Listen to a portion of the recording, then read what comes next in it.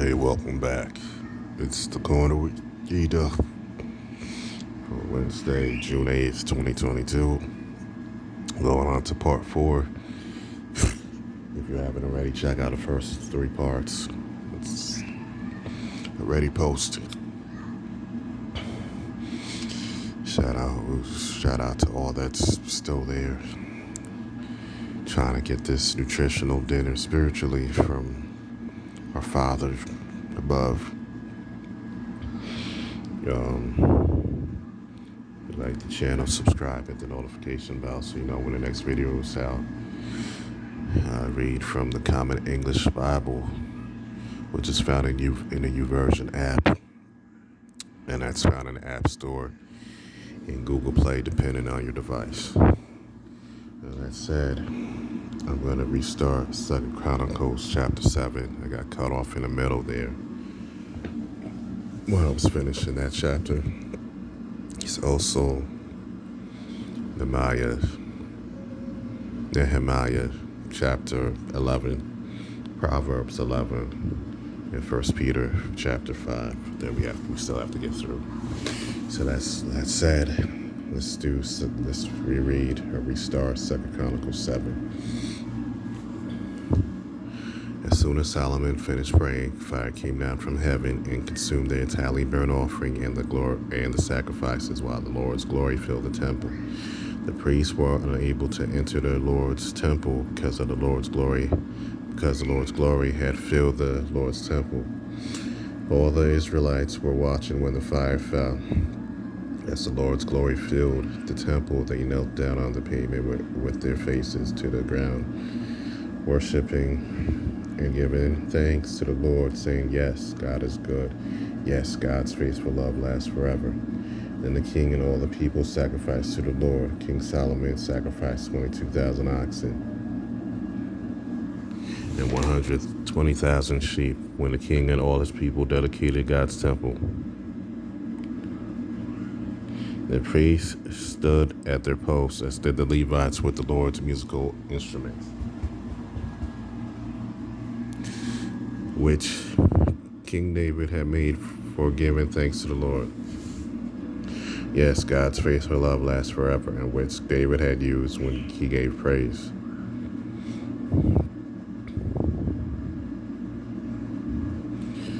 Across from them, the priests were blowing trumpets while all Israel was standing. Solomon also dedicated the middle of the courtyard in front of the Lord's temple. He had to offer the entirely burnt offerings and the fat of the well-being sacrifices there because the bronze altar Solomon had made was too small to contain the entirely burnt offerings, the grain offerings, and the pieces of fat. At that time, Solomon, together with all Israel, celebrated the festival for 7 days. It was a very large assembly that came from Lebo-Hamath to the border of Egypt. On the 8th day, it was a gathering. They had dedicated the altar for 7 days and celebrated the festival for another 7 days. On the 23rd day of the 7th month, Solomon dismissed the people to their tents, happy and content because of the goodness the Lord had shown to David, to Solomon, and to his people, Israel.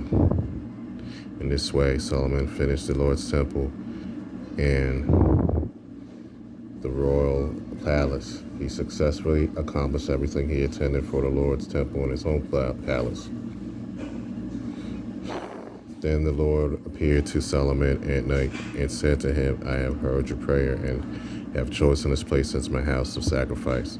When I close the sky so that there is no rain, or I order the locusts to consume the land, or send a plague against my people, if my people who belong to me will humbly pray and seek my face and turn from their wicked ways, and then I will hear from heaven and forgive their sin and heal the land. From now on, my eyes will be open, my ears will pay attention to prayers offered in this place, because I have chosen this temple, declared it holy, so that my name may be there forever. My eyes and my heart will always be there. As for you, if you walk before me, just as your father David did, doing all that I have commanded you and keeping my regulations and case laws, then I will establish your royal throne, just as I promised your father David. You will never fail to have a successor ruling in Israel. But if any of you ever turn away from and abandon the regulations and commands that I have given you, and go to serve other gods and worship them, then I will uproot you from my land that I gave you, and I will reject this temple that I made holy for my name. I will make it a joke, insulted by everyone. Everyone who passes by this temple so lofty now will be shocked and will wonder, why has the Lord done such a thing to this land and temple? The answer will come, because they abandoned the Lord, their God of their ancestors, who brought them out of Egypt. They embraced other gods, worshiping and serving them. This is why God brought all this disaster on them. 2 Chronicles chapter 7. Let's go to Nehemiah chapter 11. Nehemiah chapter 11. I'll give you a few seconds to find it. Nehemiah 11. The leaders of the people lived in Jerusalem. The rest of the people cast lots to bring one out of 10 to live in the holy city of Jerusalem, while the remaining 9 stayed in the other towns. The people blessed those who agreed to live in Jerusalem. These are the leaders of the province who lived in Jerusalem, while the Israelites, the priests, the Levites, the temple servants, and the descendants of Solomon's servants lived in the towns of Judah on their own property in their towns. Some of the descendants of Judah and Benjamin settled in Jerusalem. From the family of Judah, Athai. Forgive me again in pronunciations wrong. Also forgive me if you're hearing background noise. It's my nieces. It's just running around.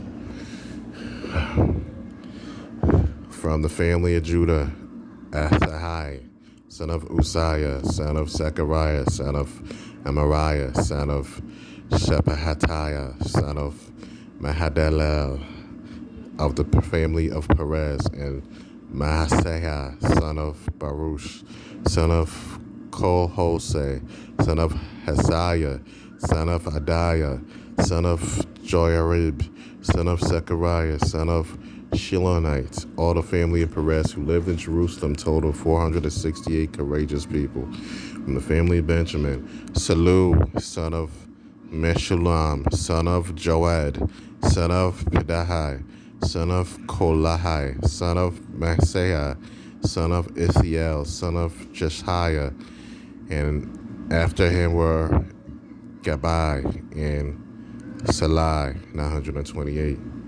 Joel, son of Zechariah, was their supervisor. Judah, son of Hashanua, was second in charge of the city.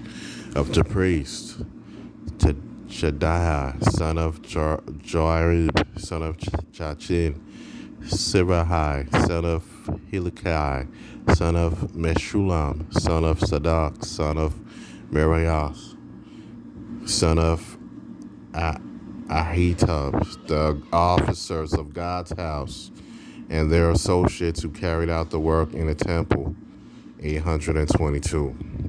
There were also Adahai, son of Jeroham, son of Pelahala, son of MC, son of Zechariah, son of Pashur, son of Malachijah, and his associates, heads of family, 242. There was also Amashai, son of Azriel, son of Ahasai, son of Meshillemoth, son of Emer, and their associates, for a total of 128 courageous people. Their supervisor was Sabdiel, Hagedalom, son of the Levites, Shemaiah, son of Hashab, son of Azrikam, son of Hashabai, son of Bani, as well as Shabbahathai and Chosabad, who was son of the leaders of the Levites in charge of the outside work of God's house. Also Mattaniah, son of Micah, son of Sabdihai, son of Ashapath, the leader who began the thanksgiving with prayer, and Bakbuhai, who was the son among the associates, and Abda, son of Shamua, son of Galal, son of Jeduthun. All the Levites in the holy city total 284.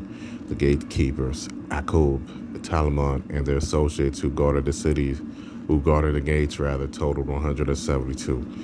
The rest of the Levites, the rest of Israel, the priests and the Levites were in all the towns of Judah, each of them in their own property. But the temple servants lived in Ophel, with Siha and Yishpa in charge of them.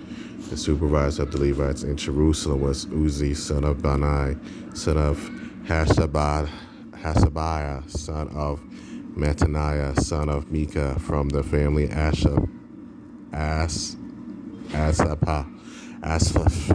again, pardon for the pronunciations, who were the singers in charge of the work of God's house. There were a command from the king setting out on the daily requirements of the singers. Advising the king in all matters concerning the people were Pethahiah, Meshasabel's son, from the family of Sarah, Judah's son. As for the villages with their fields, some of the people of Judah lived in Kiriath Arba and its villages, in Dibon and its villages, in Chekabzeel and its villages, in Jeshua, in Moladah, and Beth Pelet, in Hashar Shual, in Beersheba and its villages, in Siklah, in Mekonah and its villages, in Rimon, Sarah, Jarmuth, Sanoah, Adulam and their villages, Lachish and its fields, Ezekiah and its villages.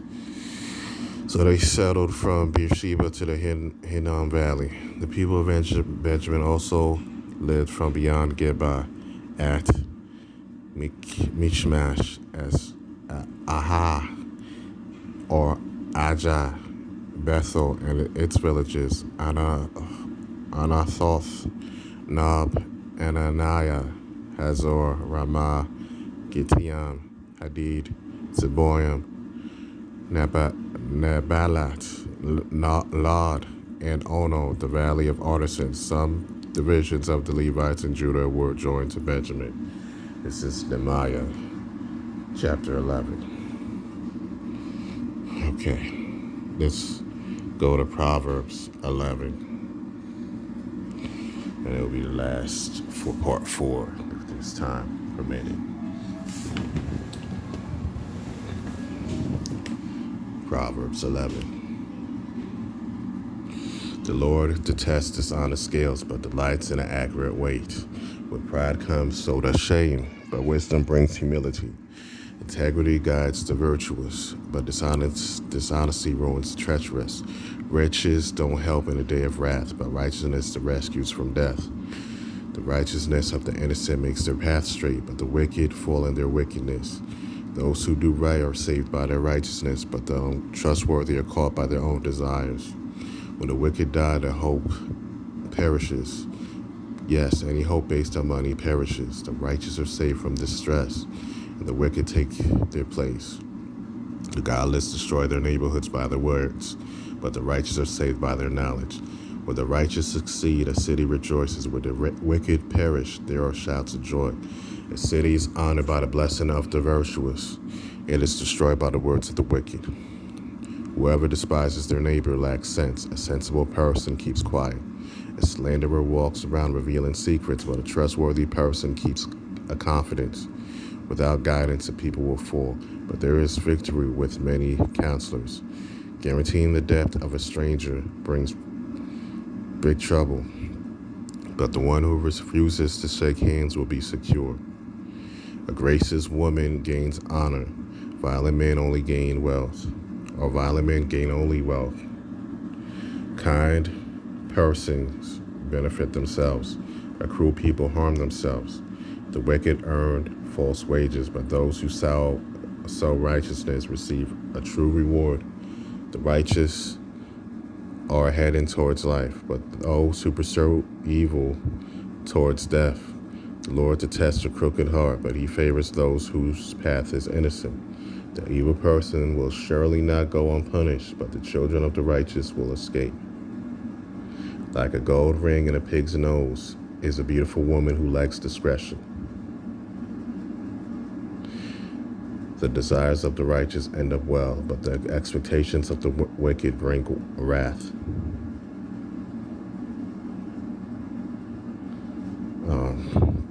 Those who give generously receive more. That those who are stingy with what is appropriate will grow needy. Generous persons will prosper. Those who refresh others will themselves be refreshed. People curse those who hoard grain, but they bless those who sell it. Those who look for good find favor, but those who seek evil, it will come to them. Those who trust in their wealth will wither, but the righteous will thrive like leafy trees. Those who trouble their family will inherit the wind. The fool will be servant to the wise. The fruit of the righteous is the tree of life, and the wise gather lives. If the righteous receive their due on earth, how much more the wicked and sinners? It's Proverbs 11. I'll be back with the conclusion, part 5, for Wednesday, June 8th. It's the corner with E-Dub. Be right back. Well,